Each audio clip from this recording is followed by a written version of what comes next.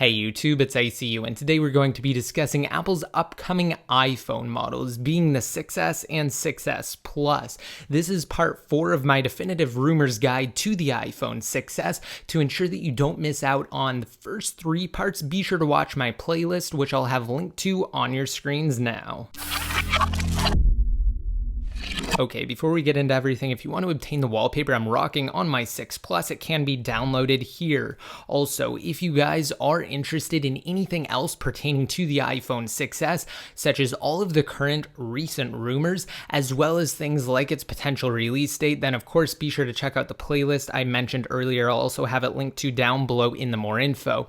Alright, and I really wanted to focus on 2 new rumors in today's video, the first of which being related to Force Touch and how it's actually prevalent to the iPhone, and the second being the iPhone 6C, so a possible lower cost variant of the upcoming iPhone 6S. So first up, let's talk Force Touch. Now, for those of you who are unaware, Force Touch is currently found in the Apple Watch as well as Apple's new MacBook, specifically in their trackpads, and it's able to determine how much pressure you're actually putting into your touches or clicks on the Apple Watch or MacBooks respectively.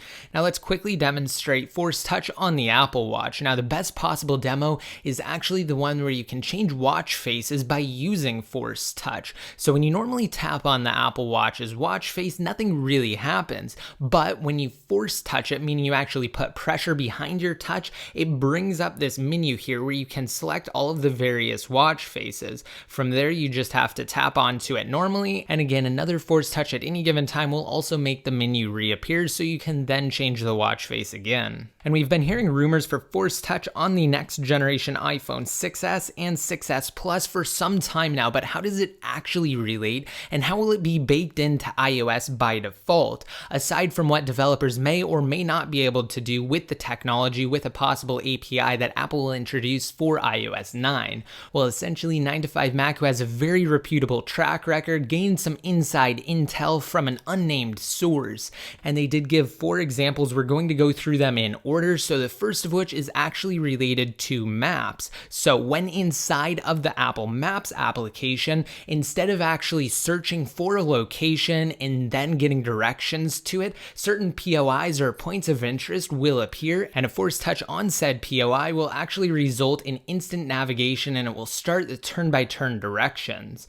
And for the second example, inside of the default music app, of course, which was reworked with the release of iOS 8.4, users will be able to take advantage of Force Touch to press on a specific song harder than normal, which will supposedly bring up a menu to either add a song to a playlist or save it for offline listening. Another example is an interesting one, shortcuts. So normally when you tap and hold on an icon on iOS, you'll enter the wiggle mode and you'll be able to edit your device's home screens. Well, if you force touch onto an icon with the iPhone 6S, supposedly you'll be able to create different shortcuts for applications. So for example, if you force touch on the phone app icon, in theory you should be able to create a shortcut directly to the voicemail tab. And the same thing should apply to other stock applications and possibly even third-party apps if Apple opens up the feature to developers. And for the final example, supposedly some Force Touch features will actually come from Apple's latest MacBooks. So for instance, you may be able to Force Touch on a link inside of Safari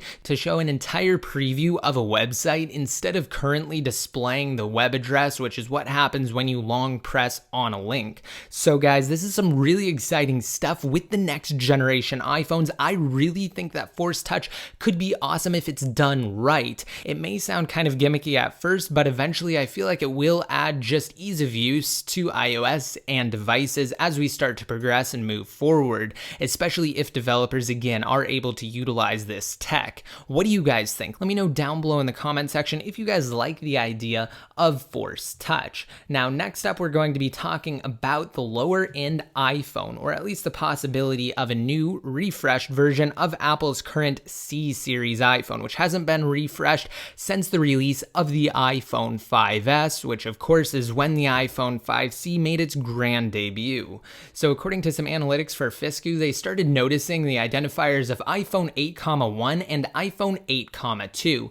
Now currently the iPhone 6 features the identifier of iPhone 7,2, whereas the iPhone 6 Plus ironically has the identifier of iPhone 7,1, which is kind of weird when you think about it, but keep in mind that the various S updates to Apple's iPhones have pushed back the overall numbering system of their identifiers. So at any rate, they've only noticed those two identifiers. They have yet to see an updated one for the iPhone C series. So it's definitely possible that we won't receive another refresh of the C series this year with the iPhone 6S and 6S Plus, instead having Apple focus solely on those two new devices.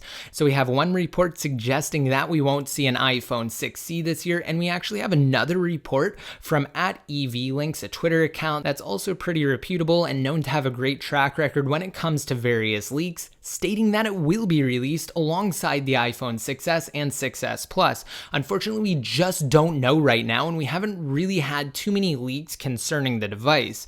So if that changes and if new information is made available, of course, I will keep you guys updated.